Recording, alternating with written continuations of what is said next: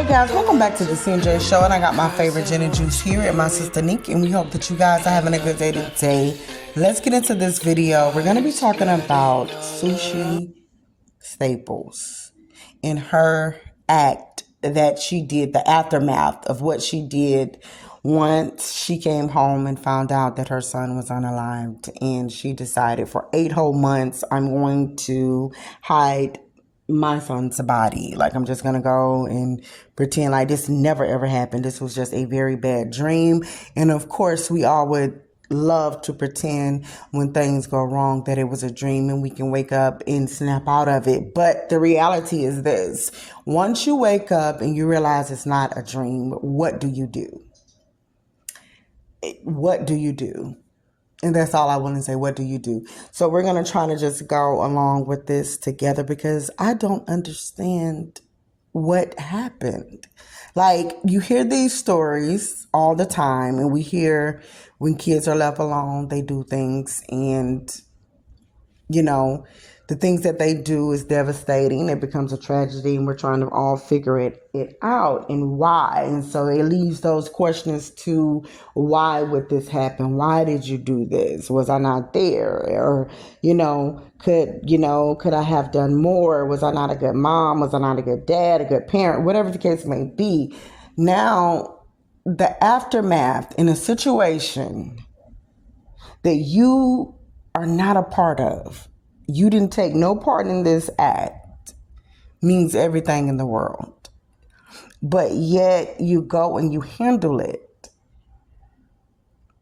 like someone who have lost their mind, and maybe you did.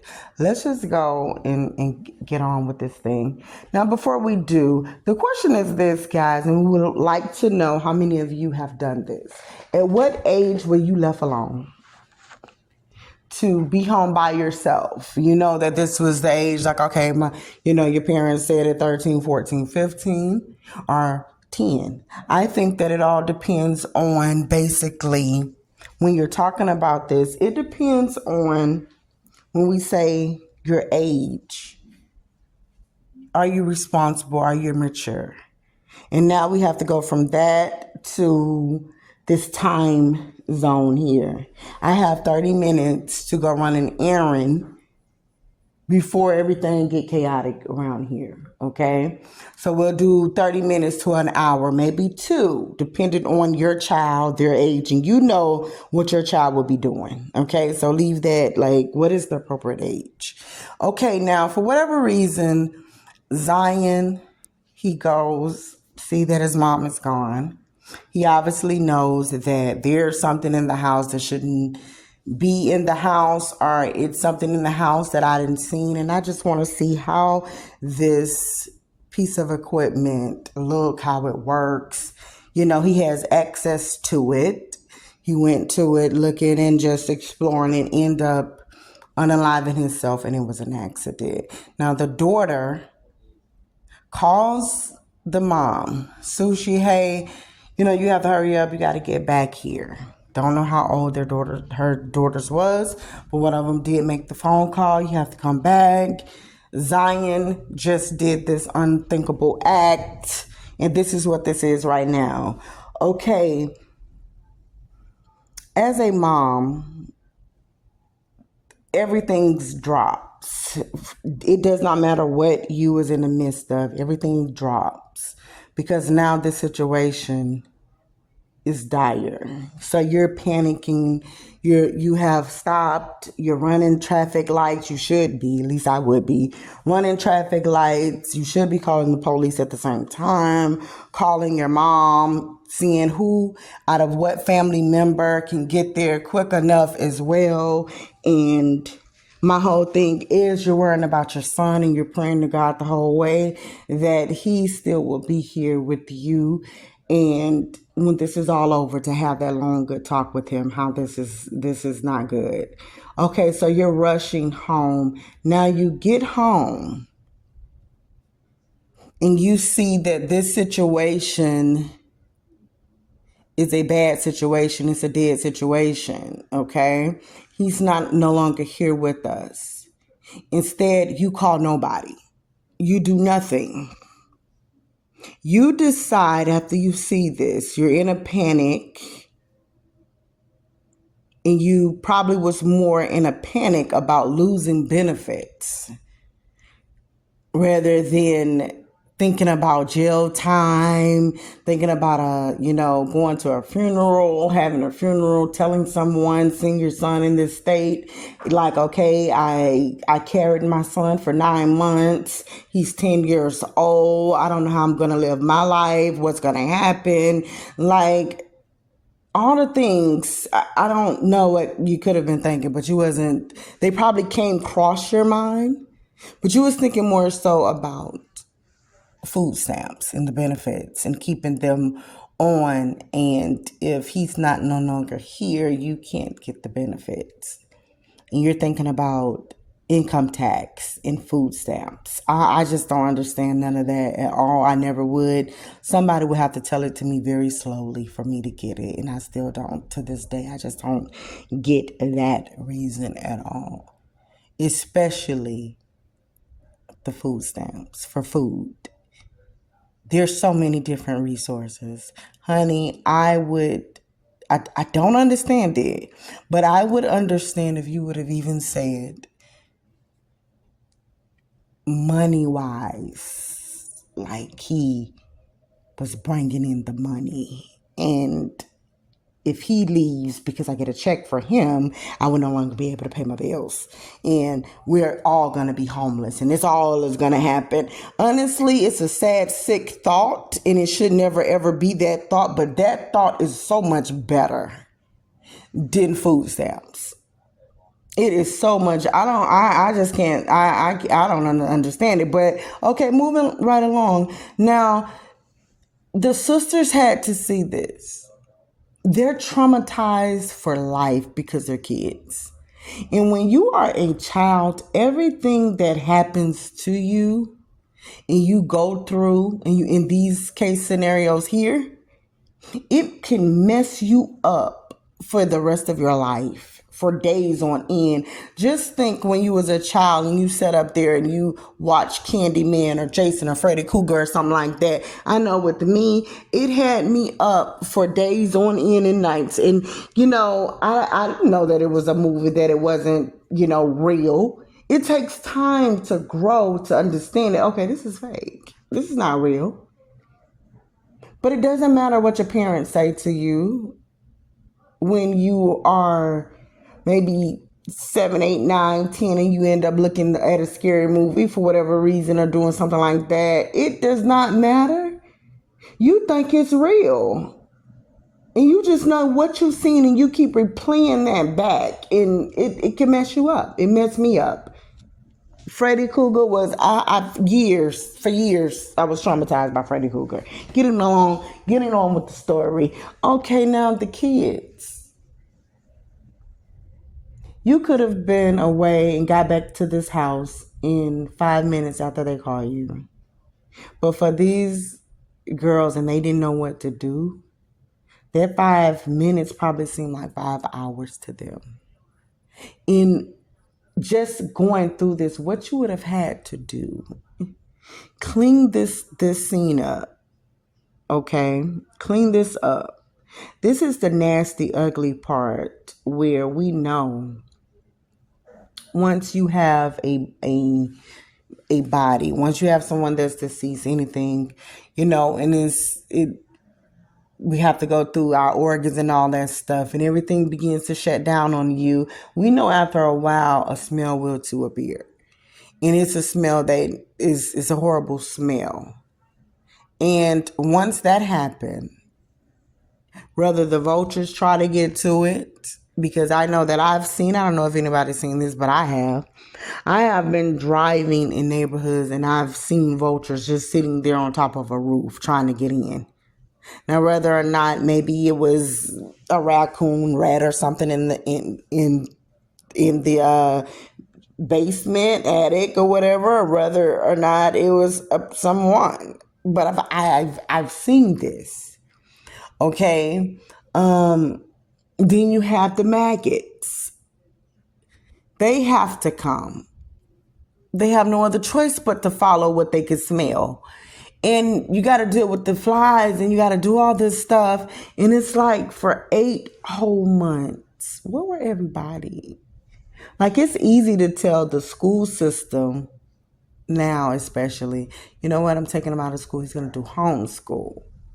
So now you're not doing the public schooling, you're doing homeschool. And if you're going to do homeschool, okay, now that may buy you some time because I don't think it's like public records as far as in, okay, someone is just going day to day trying to say, okay, wait, Zion has been absent for like such and such amount of time. Do you know what's going on?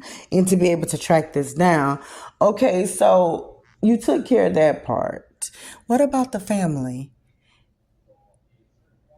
So the family never wanted to speak to Zion or see him. No, like if the parents called, and all of this stuff also is based upon if the grandparents was to call, like if the dad called, or if, you know, aunties, uncles, if you have any.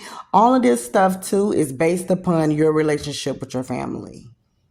And we have to all think too, like my family, we're very close. All of my sisters and things, we're very close to all of our kids, and we stay connected through WhatsApp. If it's someone's birthday, we're all there, or we're giving gifts, and we're always connected. We have that bond.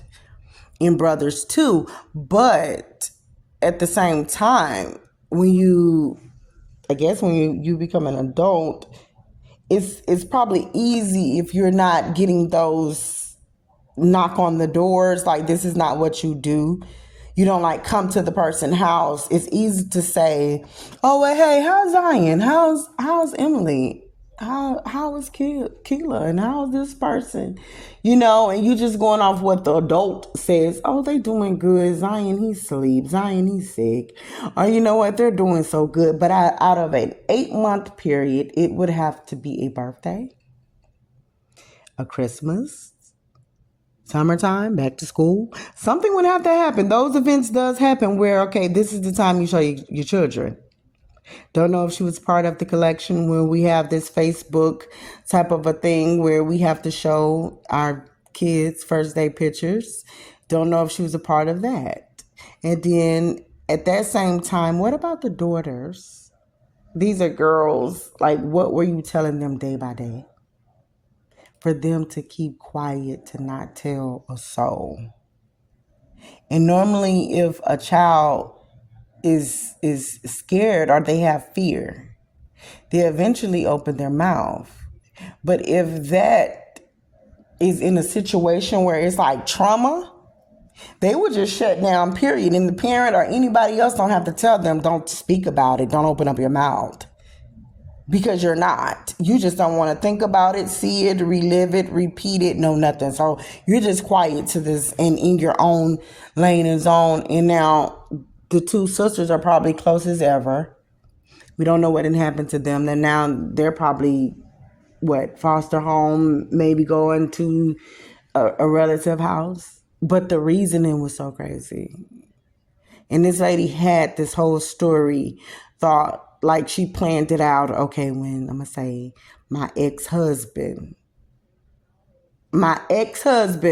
he is with this female and she's crazy as could be. And yes, she's been stalking me, calling, telling DCF and all these people, all these crazy things. And this is not what it is, y'all.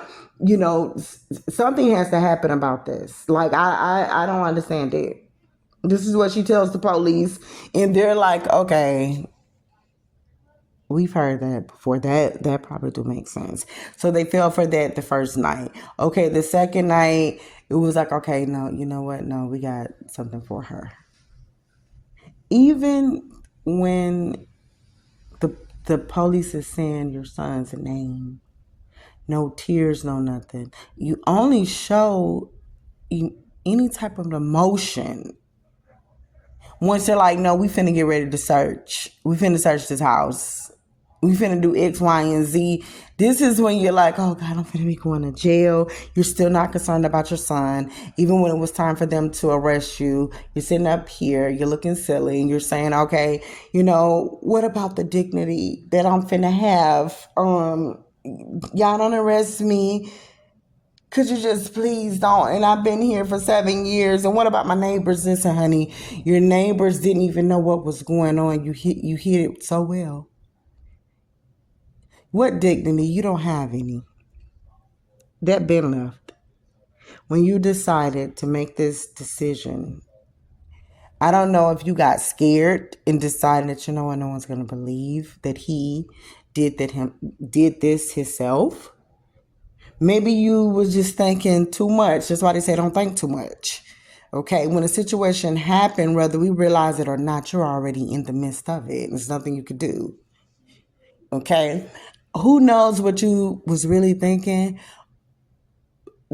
But how your image look now, you should have been really thinking about that, honey. There was no burial. You didn't have no funeral. You discarded your child as if it was a piece of trash.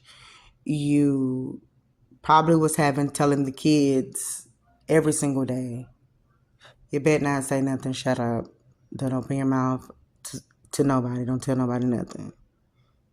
Now, in order for the police to come there and know exactly what happened, where this baby was, you had to break down one day and finally tell someone something. And supposedly you did to end up telling a friend. And that's how basically you got caught.